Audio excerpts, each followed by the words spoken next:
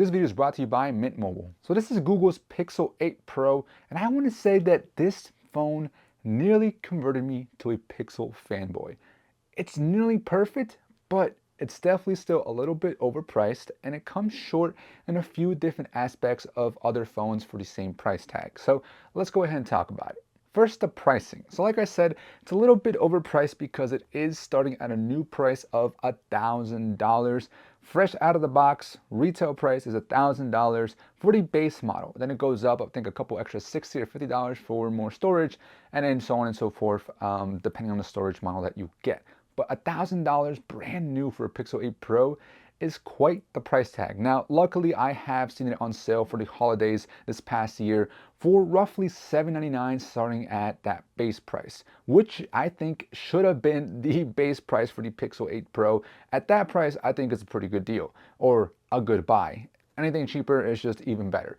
But for that price, I definitely expected just a little bit more coming from a $1,000 phone. The Pixel 8 Pro's hardware and design is overall, I think, sleek and clean, and pretty much revisioned, revised, and just slightly improved from last year's, from the Pixel 7 Pro.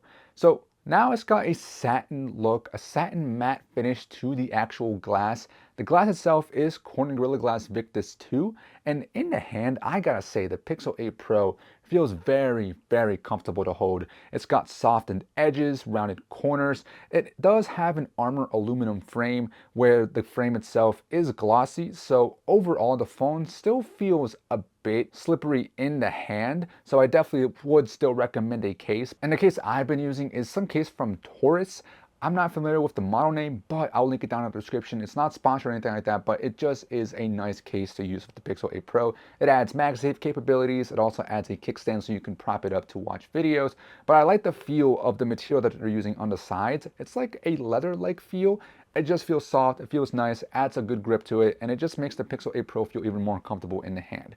The camera bump does stick out just a little bit more this year. The visor is just a little bit thicker, and it also still scratches up pretty easily like last year. So if you put this down on a flat surface, one, it won't actually rock on the table when you're actually trying to type on the phone itself, which is a nice bonus, but just be aware that the aluminum frame with the visor is going to scratch up pretty easily.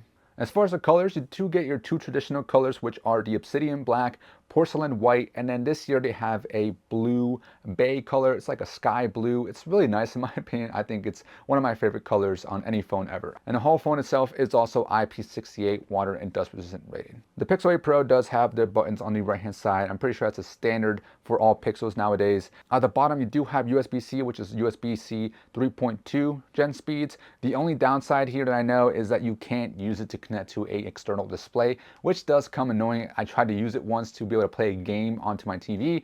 I couldn't, so that's one thing that they do need to add, hopefully in the next generation. I'm surprised they don't have that available. I feel like it's a standard with most phones, but they definitely should add external monitor or external display capabilities with that USB-C. And of course, you may know that the Pixel 8 Pro does have a temperature sensor on the back side, on the visor. Personally, I never really ever used it. Used it once or twice to, play with it, to test it out, but that's about it. I don't know the exact accuracy of the temperature sensor, but it's, I guess, there if you need it for something quick to check the temperature of some kind of food, maybe of something you're cooking. It's really the only time I think I'll ever use it. Or maybe if your device is overheating and you're like, I wonder if this is what temperature it's at, and then you can use your Pixel 8 Pro to see if it's overheating or something. But I really don't see a big usage for it, but there may be people out there that have been using it a lot. So if you have the Pixel 8 Pro and you've been using that temperature sensor a lot, let me know down in the comments. You also have a physical SIM card slot available, which you can also use eSIM. So physical or eSIM, both work. And I normally don't always talk about connections with my phones because usually I have no issues with Bluetooth or Wi-Fi or mobile data. But with the Pixel 8 Pro and with the previous Pixels as well, 6 and 7 Pros, I've had issues with the connections with my Wi-Fi or just mobile data in general, and I believe it's because Pixels do use a different modem compared to other devices such as the S23s and also an iPhone. I believe they all use a Qualcomm modem and Pixel uses something else. I've always had issues with it. It's not severe, but definitely noticeable on my day-to-day usage, especially when you're switching from those phones to one of these Pixel phones. So what I've been noticing is that sometimes the Wi-Fi just cuts out and it just says that the Wi-Fi signal is weak. I just have to turn the Wi-Fi on and off and it connects back on. Sometimes my mobile data, when I'm in an area that usually my other phones will get good service with no issue, the Pixel 8 Pro fails to have some service. It'll just lose mobile data out of nowhere. I would have to either turn mobile data on and off, go into airplane mode, or restart the phone and it brings it back up. It can be quite annoying. So that's something to definitely keep in mind, that I personally have had issues. It's rare, but it has happened. And with Bluetooth devices, when I'm listening to music with either an earbud or a speaker, when I go to pick up my device and it hits that lock screen, I notice a quick skip in the music. It's very weird and it doesn't happen on other devices. Which leads me to my video partner for today, which is Mint Mobile. I've been a partner with Mint Mobile for a couple of months now, and I've actually been a Mint Mobile customer for about 2-3 years now. So I've enjoyed the fruits and labor of Mint Mobile for quite a while. If you haven't heard of them, they're basically the best bang for the buck wireless available out there for mobile phones.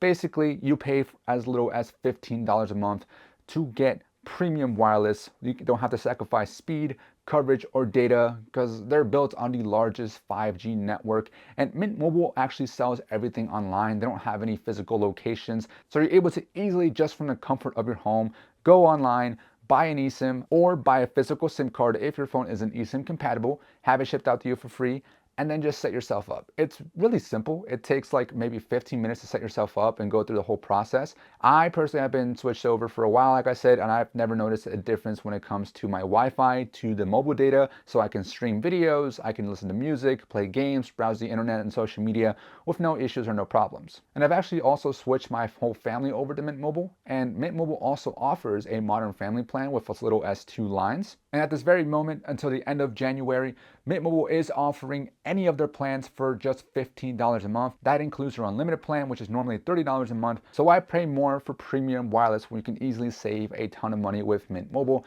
If you're interested, use the link down in the description, try mintmobile.com/tacotech, or scan the QR code on the screen right now to get yourself started and set up. It really does help out the channel when you use my link, so thank you if you do, and let me know down in the comments if you've made the switch.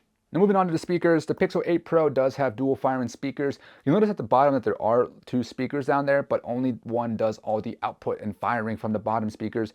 And overall, the speakers sound pretty good. I think they're not the best available out there, but they're definitely not the worst. I definitely think that you may find yourself trying to increase the volume or wanting to increase the volume just a little bit more, because they're definitely not the loudest, but I personally think they get the job done for listening to music or just watching videos. The Pixels always tend to have some of the best haptics available as well, and the Pixel 8 Pro is no different. It feels very nice. Usually with haptics, I tend to lower the haptics down to about mid to low, sometimes mid-high, depending on how the phone feels with the haptics. But with the Pixel 8 Pro, I'm always setting these haptics to high because they feel nice and crisp. They've got some aggressiveness to it, which feels really nice when you're typing on the screen, and also when you're swiping back and using the swipe gesture. It feels really good in the hand, in my opinion. So the haptics on the Pixel 8 Pro are very nice. As far as the display, you do get a 6.7-inch, just about roughly 1440p resolution display. I think it's 1370 something or 1344 by 2992 resolutions. And you don't really notice a difference in quality, but you may notice that when you go into your display zoom levels, you'll find that the Pixel 8 Pro is just a little bit more zoomed out. So things look a little bit smaller when you go to the exact same settings on, say, a Pixel 7 Pro or a different phone, and it may bother you. Personally, I've grown to like it and actually get used to it, so I have left it as it is from the default settings, but that is the only thing I've noticed when it comes to the resolution being a little bit different. The display is also an LTPO Super Actual 120Hz display, so I think the Super Actual comes into the fact with it being a much better display, and I think it also might be the colors as well. It may make colors look a little bit more natural, which personally I like the way the natural settings and color looks on the Pixel 8 Pro. I used to like vividness and make things pop a little bit more, but personally, I've switched over to the natural look for all my phones. It just looks a lot nicer. But with the 120 Hz, super smooth when you're scrolling around, and especially just in the OS system, things run really smooth. In most applications, things run smooth as well. You may notice the occasional lag. Maybe some apps aren't optimized for 120 Hz, but most of them are, and it just feels really good overall when you're scrolling around. So it's a smooth experience. The brightness is definitely a lot better compared to the previous Pixels and even some other phones now. This display gets plenty bright enough. If you want to get the maximum manual brightness possible, turn off adaptive brightness and just set that to 100%. I don't know exactly what peak maximum it's going. I think it might be like 1400. Correction, it's 1600 for the high brightness mode. So I believe that's the manual brightness that you can set it to. But with the adaptive brightness, I believe you're able to get up to 2400 peaks of brightness. So that's just beyond insane. So this phone is fine. Is perfect for when you're outdoors and you're in a bright, sunny environment. But as far as the actual rest of the quality of the display, like I said already, with the colors and whatnot, it's an overall solid experience for watching videos, whether it be short form content, vertical content, or long form content being horizontally. This display looks fantastic for watching videos and movies and all kinds of different stuff. So you're not going to be disappointed when it comes to this display for content watching. As far as intrusions, the bezels are pretty small overall and the camera cutout at the top is centered. So personally, the intrusions are very minimum and you don't really notice them. The display is also now a flat display, which is great. It used to be a curved edge display on the Pixel 6 Pro and the 7 Pro. Now it's flat and it's amazing because you can easily install a glass tempered screen protector on there that just helps protect from small minor scratches. This display is also capable of using an always on display, so if you want to use that, you can. The settings for it is pretty minimum. It's literally just your clock style from the lock screen. It just replicates it for the always on display. Now moving on to biometrics, you do have two. You have the facial recognition as well as your built-in under display optical fingerprint sensor. First, let's talk about the fingerprint sensor. It's pretty much the same as last year's in my opinion. They really haven't improved it too much. I think it works pretty well overall. There's been a couple of times where I think it might be the glass computer that's causing issues, but there's been a couple of times where it just does not want to work. It just completely does not want to recognize my finger. It could be the angle that I'm pressing on, it could be the screen protector, but I'm not sure what it is. But I would say it's roughly rare that it happens, but when it does happen, it just refuses to recognize me. So it can be annoying, but for the most part, it works well. And you are able to unlock the display straight from a turned off display, but only if you have the always on display on. As far as the facial recognition, I think it also works well, but it definitely isn't the best out there.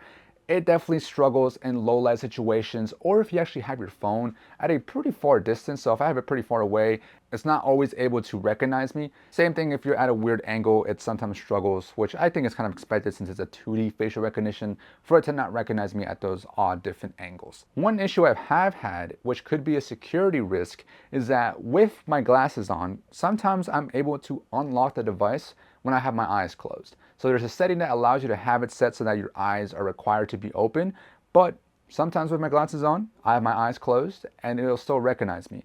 Not always, but there have been times. So that's definitely, I think, a security risk, even though it's supposed to be more secure because you're able to use facial recognition on the Pixel to unlock bank accounts or unlock more secure apps that require a more secure biometric.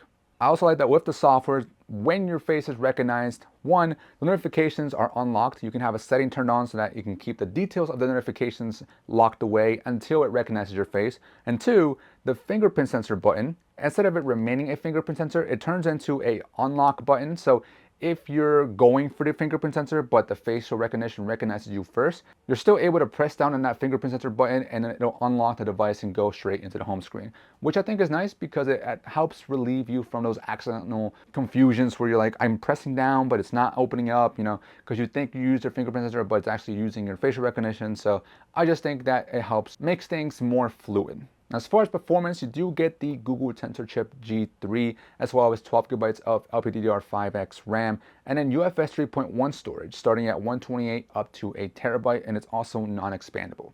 So overall, I want to say this ranks at mid to high flagship experience. You will experience the occasional bug or hiccup every now and then when you're leaving an application, but for the most part, in my everyday experience, I rarely noticed a difference from my, say, S23 Ultra to my iPhone 15 Pro Max when just doing my day-to-day activities, which is normally just listening to music on Spotify, answering text messages, going on Snapchat, going on Instagram, browsing Reddit or Twitter, just the basics. All that stuff is a good, solid experience. You're not going to notice a massive difference or any difference at all compared to the main flagships with like the Snapdragon 8 Gen 2s, now going with the 8 Gen 3s and the A17 Pro Bionic chip or even A16 Bionic chip. The Pixel 8 Pro pretty much functions as well with those devices. Now, when it comes to the more enhanced, advanced type of applications such as camera usage or multitasking or video games, you will notice a bit of a maybe cap at the capabilities. It may not be the most best for hardcore gamers. I definitely think for a gamer, you're not going to want to look at the Pixel 8 Pro. For a more casual gamer, you'll be more than satisfied with this experience. I think it's great, it's fine, it'll get the job done. But for a more hardcore gamer that maybe cares more about performance and getting the best frame rate possible out of a device, then it's probably not the best phone for you. Same thing with a heavy camera user. Yeah, it'll perform just well, but I think over time, especially if you're in a hot environment, you may find yourself overheating the device or just getting the device kind of warm. And just speaking on that, I personally haven't experienced the phone warming up or overheating. I know with the Pixel 7 Pro and then especially the Pixel 6 Pro, my phone was definitely overheating quite a bit to the point that it felt pretty uncomfortable. But with this device, it definitely gets warm. Most devices get warm after some heavy usage, but it's not to the point that it feels bad or uncomfortable or it causes the phone to just completely trash out.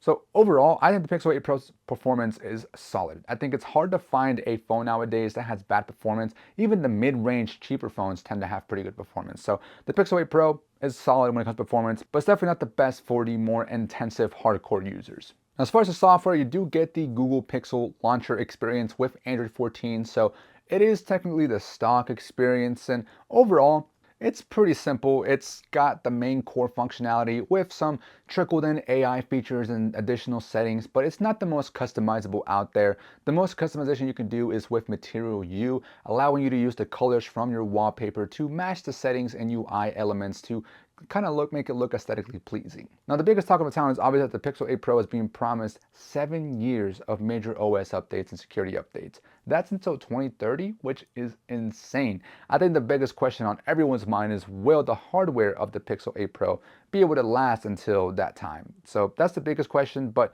still, the fact that they're offering that long gives people the option to keep this phone for that long if they wanted to, which is very, very good. But talking about the actual current experience, let's get into the lock screen. You basically just get your lock screen with notifications, and you have the ability now to change up the clock style. So there's a couple of different options you can choose from, and you can have it matched again to the colors of your wallpaper. You also now have the ability to switch up your shortcuts at the bottom. Before, it was only like 3 different options, but now you have, I think, up to 9 different options, which is still limited. You can't choose whichever app you want to, but it gives you a couple options. I personally have been using both camera options, so one launches the video and one launches the photo mode. There's the option of now playing, which allows you to have the Pixel listen in on your environment, and if there's music playing, it'll recognize the song and even let you know right on the lock screen itself. It's pretty convenient if you're out and about somewhere, so say like a mall, and there's music going on and you're not sure what song it is, but you like it, just whip out your Pixel and you're able to actually see the song straight on your lock screen.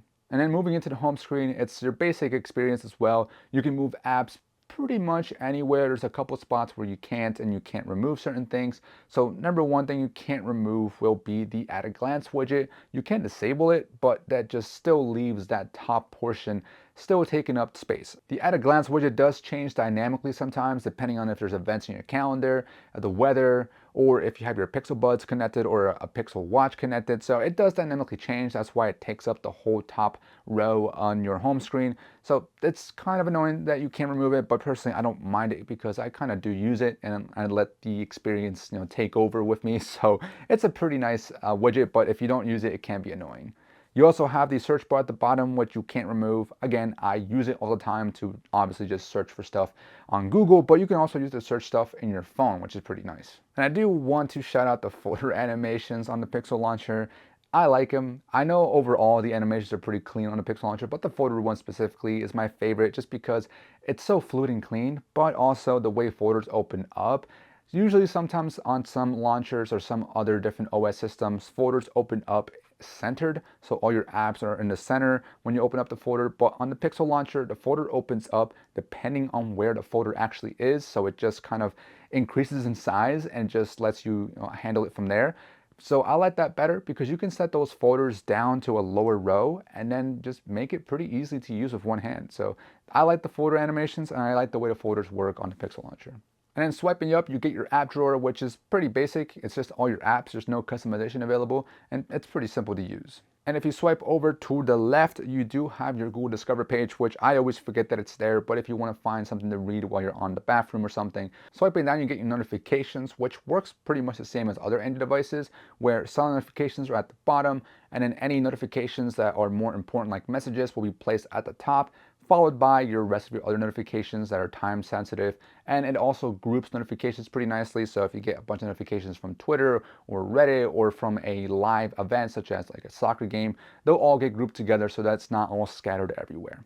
You also get access to your first 4 quick toggles. You can change the order of your quick toggles, which then also changes the order, or change which quick toggles show up on your first swipe. But then you can just swipe down again to access your full quick settings menu. The quick settings menu, again, is pretty simple. You got your quick toggles, which you can again reorder as you like. At the very top, you do have a brightness slider, which I personally wish they would lower that brightness slider so that it's easy to use with one hand. And I also wish they would add some kind of adaptive brightness on and off switch, because sometimes I'll raise the brightness because I just want to increase it really quickly or lower it down really quickly, but then I just want it to go back to adaptive, and you have to go into the settings to toggle that back on and off. All quick toggles pretty much allow you to quick toggle a certain setting on and off. There's a couple that do launch the actual application of whatever that toggle is for. So for example, the calculator, and then there's like one like the internet, which opens up a little pop-up that allows you to then toggle between the mobile data and the Wi-Fi as you need.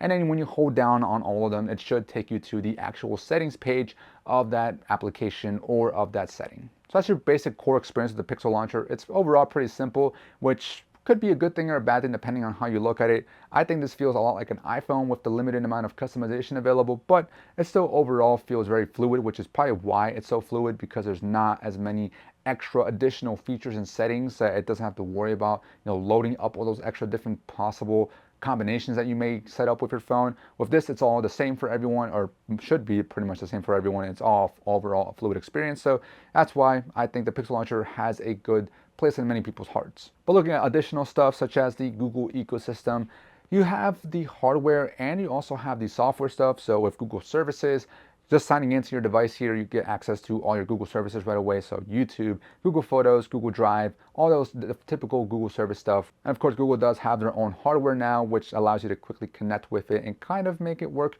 nicer with a Pixel instead of using a different Android device.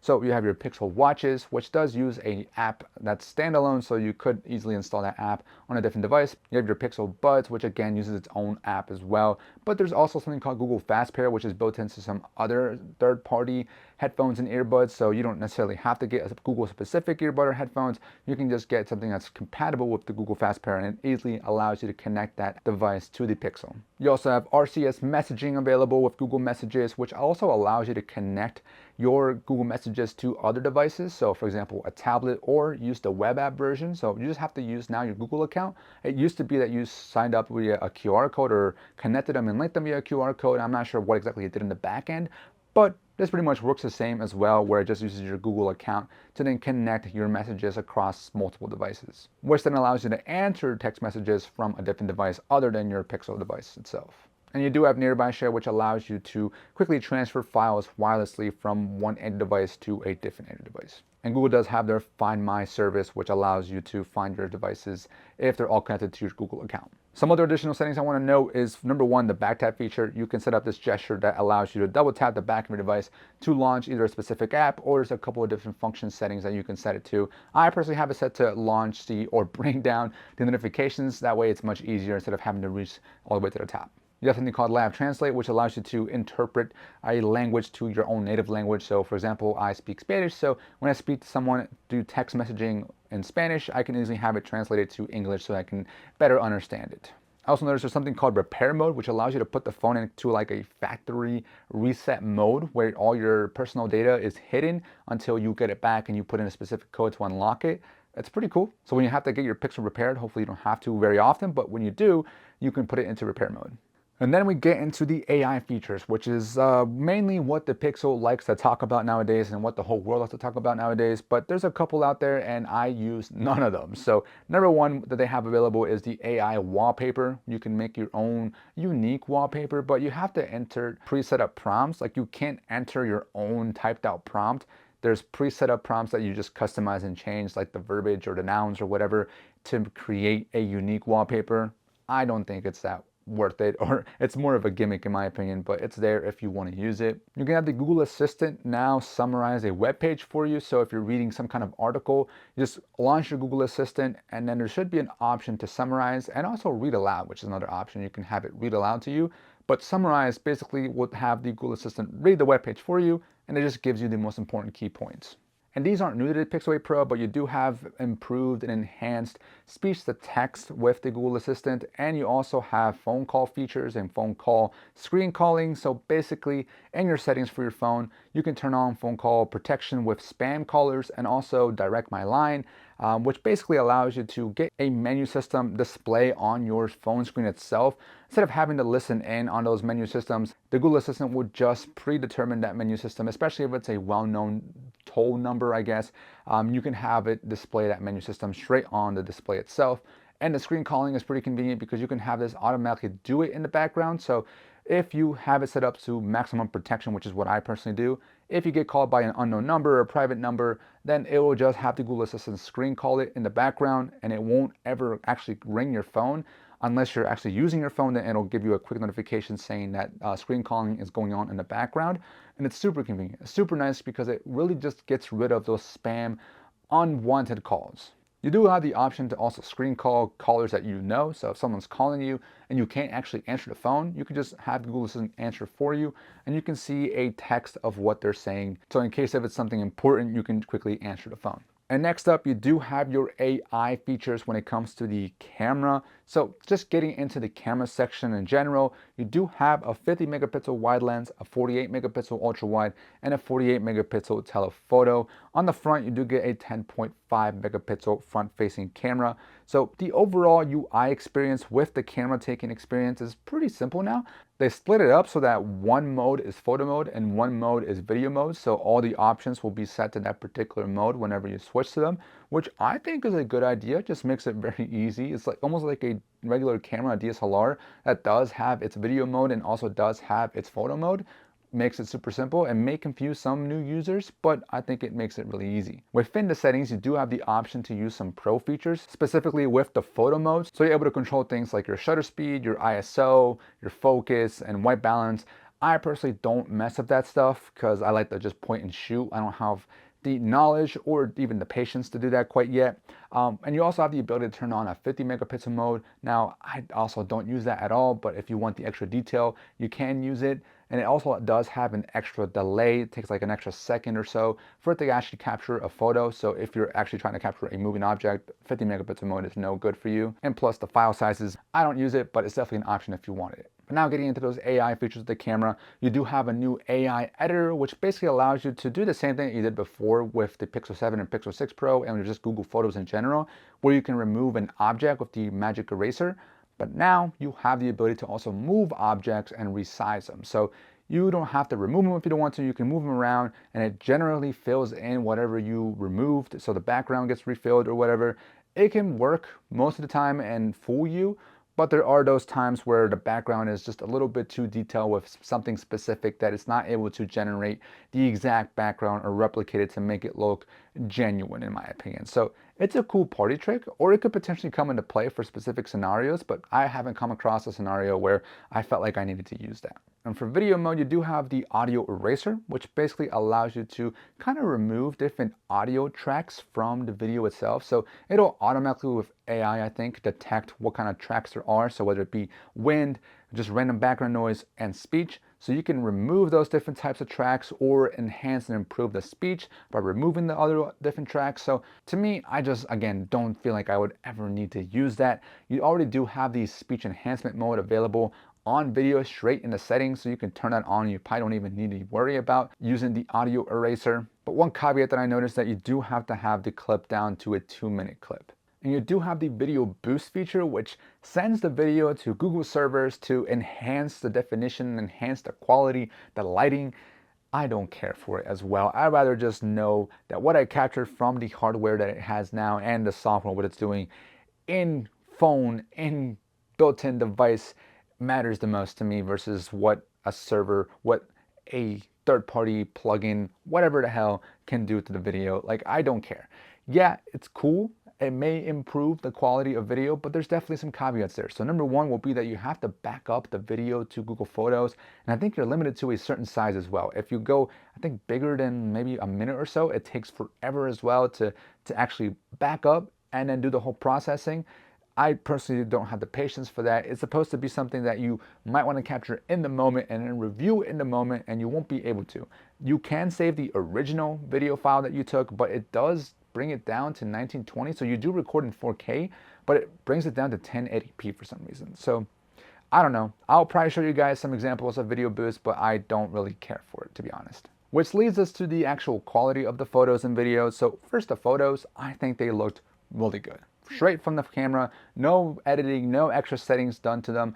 I think the photo quality is really good. The color of it, in my opinion, is the most important thing to me, which just makes them look a little bit natural. So like I said earlier with my display, how I tend to lean towards a more natural look now, that's exactly what the Pixel 8 Pro does. It tends to lean more towards a more natural looking photo.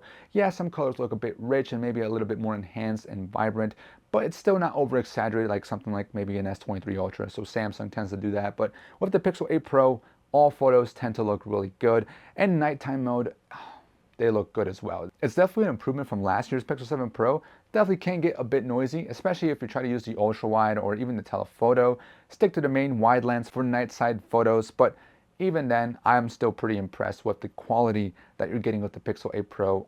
The maximum zoom you're able to get is 30x, so you're not able to get anything crazy like 100x, but I would stick to around 5 to 10x zoom, maybe even 20x at max for photos. So I think overall you'll be more than satisfied with the photo quality coming out of the Pixel 8 Pro. Same thing with the front cameras. I think overall the photos look pretty good as far as quality and detail, and the colors also look pretty natural as well, so it just makes me look like who I am. Now, as far as videos, I really like the improvements on the videos on the Pixel 8 Pro. It's still 4K 30 or 4K 60, but the way it looks, the way it's just processing it, the natural look of the videos, it looks very good. I almost feel like I could use the Pixel 8 Pro as my main camera to just record video. I wouldn't say it's like iPhone level quite yet, but this is the closest any Android phone I think has gotten to the iPhone level of just the way it looks. It just looks very clean, it looks very natural, but I think the telephoto is probably its weakest when it comes to video. It may not be the most defined look, but even then, the ultra wide and the wide are pretty good overall. So I'm more than satisfied with the video quality, so I think video on the Pixel 8 Pro has been a massive improvement compared to last year. So this is the front-facing camera of the Pixel 8 Pro, in just regular settings. So this is just what you're getting right out of the box, essentially. And from the viewfinder, it looks perfect. It looks like pretty sharp and natural looking. It's not too over saturated with color or over sharpened. I think it looks just fine. And right now you are listening to the microphone coming from the Pixel 8 Pro. Now I do have a case on it and I may be covering a microphone with my right hand, but this is what you're getting. So here we have video boost mode. I'm gonna try my best to make a comparison with a video without video boost on and one with video boost on. So we're just taking a quick trip around the backyard here. Hopefully, once again, you're able to see a difference, maybe the colors, the view. I think the biggest difference will come down in night mode. So right now it is, light and during the day, so it's not very a dark environment. So we just went around here a quick, does it boost the colors? Does it boost the lighting, the exposure? What does it do with the processing? Taking a look here. Focus, I've got these tires. And seeing what kind of post-processing it does. It's like a nest. It's a bird's nest. Interesting. Yeah, this is somewhat dust situations. Is it worth uploading a minute-long video to Google servers to get returned with whatever we're seeing or you're seeing right now? So yeah, we'll see the level of quality, the level of detail. Is it worth it? So overall, the camera system, it's got its AI party tricks, but personally, I just care about the point and shoot experience, and I would say the point and shoot experience is pretty solid now. Now, as far as the battery life, you do get a 5,050 milliamp hour battery, and personally, I've had a good experience. Most of my other devices have been pretty comparable to the Pixel 8 Pro. Now, at first, it was a bit rough. I was only getting about like 10 to 12 hours of total usage with like maybe 5 hours of screen on time. So it wasn't that great at first, but over time it learned my patterns, learned my usage, and now I'm roughly getting maybe 14 at minimum to about 20, 22 at maximum. There's those odd days where I kill it faster. There's also those odd days where it lasts a little bit longer, sometimes even more than 24 hours, which is pretty good. But most of the time on average, I was getting about 16 hours or so. And with screen on time, it again depended on the day, depending on what I was doing. So anywhere from 3 to 5 hours screen on time. So I would say battery life is overall pretty good. For as far as charging speeds of 30 watts wired charging, it takes about roughly an hour and 15 minutes, which is much better than last year with the Pixel 7 Pro. That took about an hour and 45, sometimes to 2 hours to fully charge. This is much quicker, an hour and 15 minutes. Yeah, it's quite a while still. It's still a long time, like compared to a OnePlus 11 or maybe even a OnePlus 12 now coming out.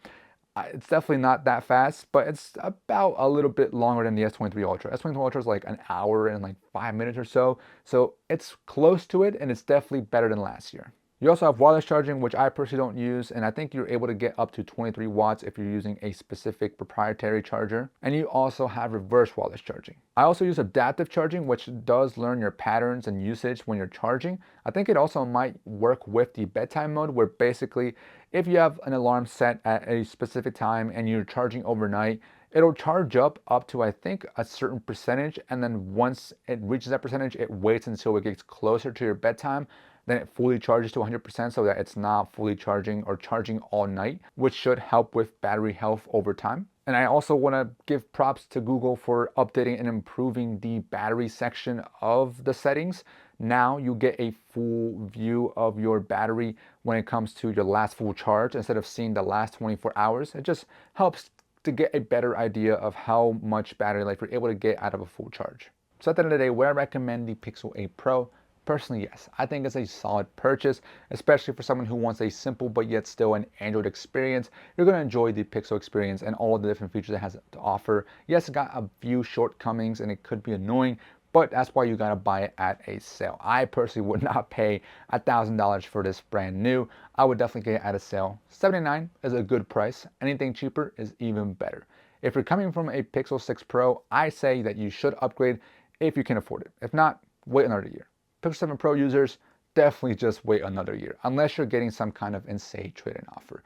For any other device, if you have some budget phone, some really old device, and you just want to upgrade, you're interested in the Pixel 8 Pro, I think it's a solid upgrade. But personally, with my money, if I'm spending $1,000 on a phone, I'm going for the S23 Ultra personally. So that's just my opinion, but the Pixel 8 Pro is still a good phone. So with that being said, hope you guys enjoyed. Hope this was helpful, and peace.